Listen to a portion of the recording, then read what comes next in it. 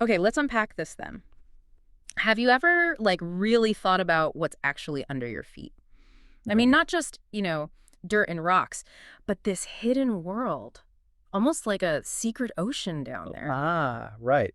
It's easy to forget it's there. Totally. So today we're doing a deep dive into this amazing world of groundwater. The water that lives deep below the surface. It's like finding this huge hidden treasure. Exactly.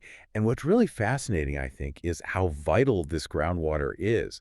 By the end of our chat, Hmm. you'll really get a sense of its incredible scale, how it moves around down there, and why it's just so incredibly important for, well, all of us. Yeah. We can explore it together, almost like we're uncovering a whole new part of our planet. Cool. So we all know about rivers and lakes, right? We see them, they're on maps. But this groundwater, what is it really? Is it just like little puddles scattered underground? Mm. Or something much bigger? Yeah, that's a great question because puddles really doesn't do it justice at all. If we connect this to the bigger picture, groundwater isn't just little bits here and there. It's this huge connected body of water.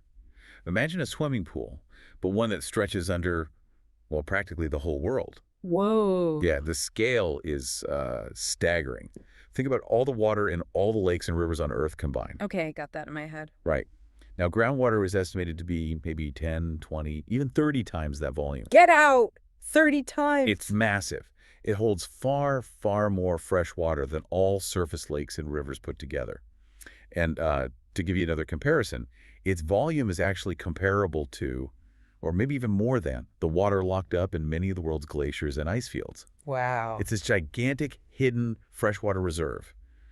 A secret underground ocean, really. That's actually kind of mind-blowing. A secret ocean. Right here. So, okay, if there's that much water, how does it just stay there? Like, what's holding it? Doesn't water just sink? Right, you'd think it would just keep going down, but the ground itself acts kind of like a container. Or maybe better, like a giant sponge. Yeah, or maybe like a layer cake, Mhm. different layers of rock and soil stacked up.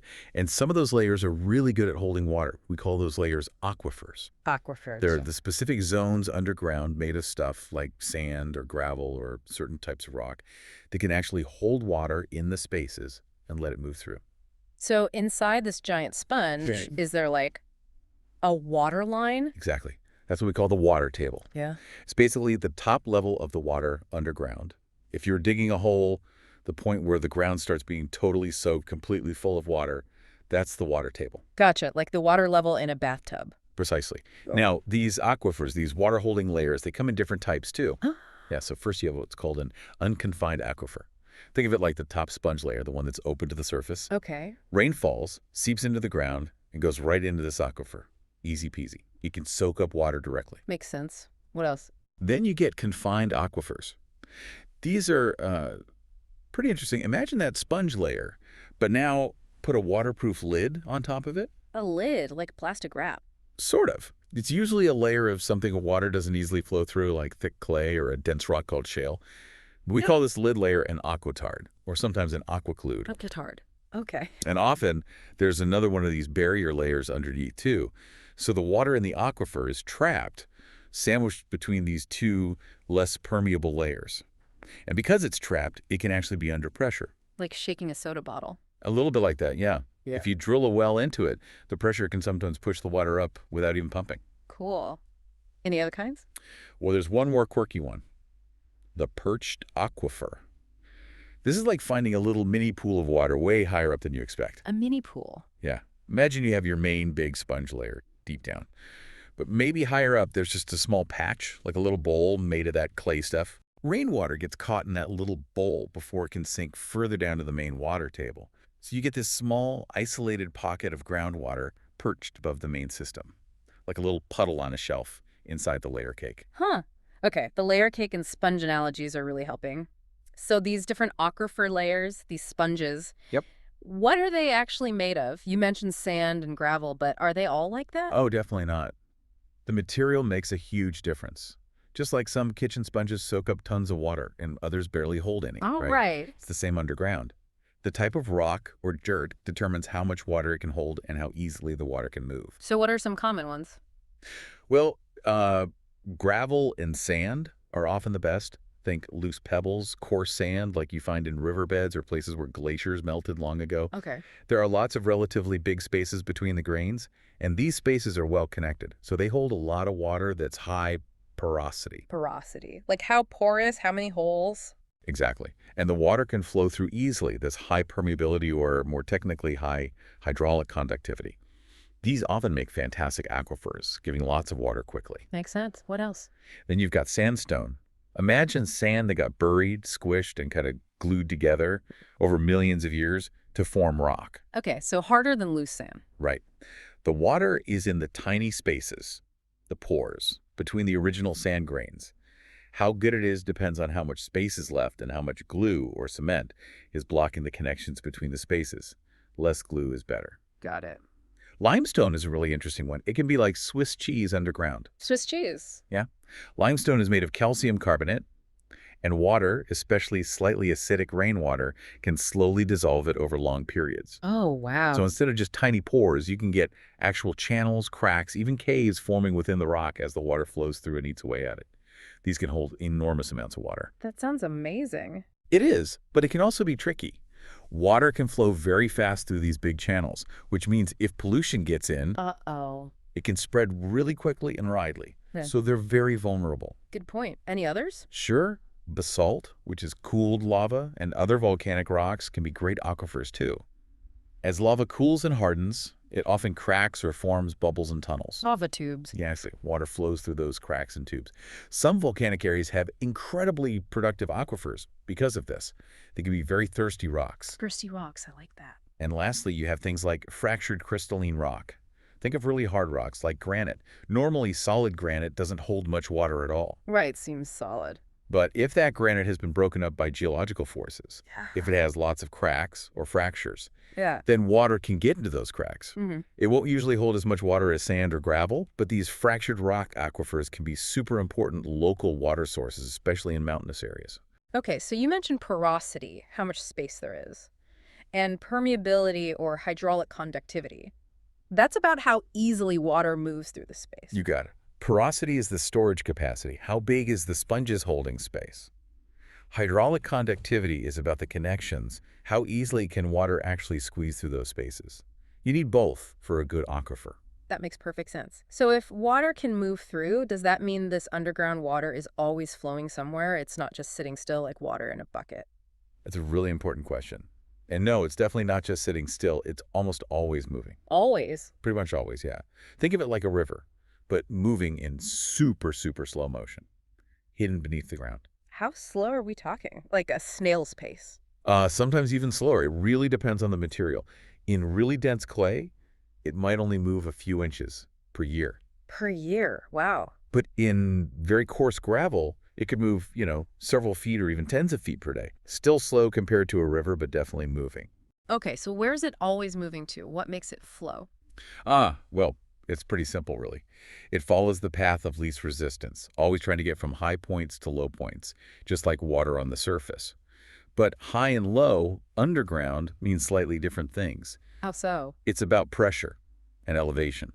Water enters the ground, usually higher up, maybe from rain soaking in on a hill. We call that recharge. Recharge, like charging a battery? Kinda, yeah. And then it flows underground, pushed by gravity and the pressure of the water behind it towards areas where it can get out, that's discharge. And where does it discharge? It could seep out into a river or a lake, or flow out into the ocean if it's near the coast, or it could be pumped out by a well that we drill. Ah, okay, so it's always moving from the recharge area to the discharge area. Exactly. We actually map these movements. Hydrogeologists, that's groundwater scientists, create things called flow nets. Flow nets. Yeah, imagine drawing invisible lines underground that show the exact paths tiny drops of water take as they slowly, slowly push their way through the soil and rock. It helps us see where the water's coming from and where it's going, following these secret pathways. That is fascinating. This huge, hidden, slow-motion river system under our feet. And clearly it's super important. People drink it, farms use it. So how do we make sure we don't, use it all up? How do we manage this secret river? That's the million-dollar question, isn't it? Managing it sustainably. It really is like trying to balance a budget. We talk about the yield of an aquifer, how much water we can take out, Yield, okay. and there are different ways to think about that yield, different management ideas. Like what? Well, the ideal is often called perennial yield. Think of it like having an apple tree.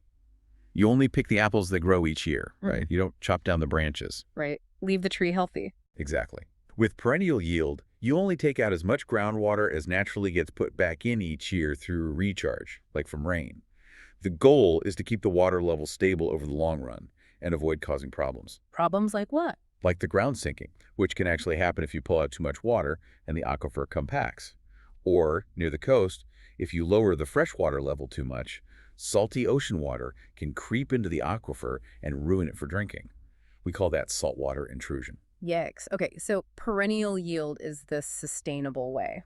It's generally seen as the most sustainable, yes, but then there's mining yield. Mining, like digging for gold. Sort of, yeah, because you're essentially treating the groundwater like a non-renewable resource, like ore in a mine. You're taking out water much faster than it gets recharged. So the water level just goes down and down. Precisely. This happens a lot in very dry areas where there isn't much recharge, but maybe there's a lot of farming using irrigation wells. You're basically mining ancient water that took thousands of years to accumulate. It's not sustainable long term. The well eventually runs dry or becomes too expensive to pump from. Okay, that sounds risky. It is. Then there's something called sustained yield. This applies when the groundwater is directly connected to, say, a river. How does that change things? Well, if you pump too much groundwater near the river, you might actually start pulling water out of the river through the ground into your well. Or you reduce the amount of groundwater that naturally flows into the river, making the river level drop. Ah, so they affect each other. Exactly. So sustained yield means managing your groundwater pumping so that you don't cause unacceptable harm to the connected surface water, like the river flow. It's about balancing the needs of both. Got it. One more. One more main concept is deferred perennial yield. This one's a bit more complex. It's like Yeah. maybe borrowing some apples from next year's harvest. Okay. How does that work? You might decide to temporarily pump out more water than is recharged, maybe during a drought or for a specific project, effectively taking water out of storage. But you do it with a concrete plan to reduce pumping later below the perennial yield level to let the aquifer recover. Or maybe you plan to bring in water from somewhere else later to artificially recharge it. So it's like taking a calculated risk, planning to pay it back later. Exactly. It requires very careful planning and a commitment to follow through on the payback phase. It can be risky if things don't go according to plan. Wow. Lots to think about there. Definitely. The bottom line for all of these is that we need to be really smart and careful about how we use this incredible hidden resource. Understand the local system, how much is coming in, how much we're taking out, and what the long-term effects are. Mm. It's about sharing it wisely now and for the future. So what does this all really boil down to for us? We've gone on this journey, like uncovering this secret world right under us. We know it's huge, how it lives in these layers. Yeah, the different kinds of sponges. Right. The sponges, how it moves ever so slowly, and how we try to manage it like a budget. Mm-hmm. Hmm. Which really raises, I think, an important question for everyone listening. This groundwater, this silent partner supporting so much of our lives, how does knowing about this huge hidden ocean Mm-hmm. maybe change the way you think about water? Even just the water coming out of your tap. That's a great point. Makes you think, doesn't it? Like next time you see a river, maybe you'll wonder how much hidden groundwater is feeding it. Or just walking on the grass, remembering there's this whole slow motion world flowing beneath you. Yeah. It makes you wonder what other amazing hidden systems are out there, quietly working, waiting for us to discover them.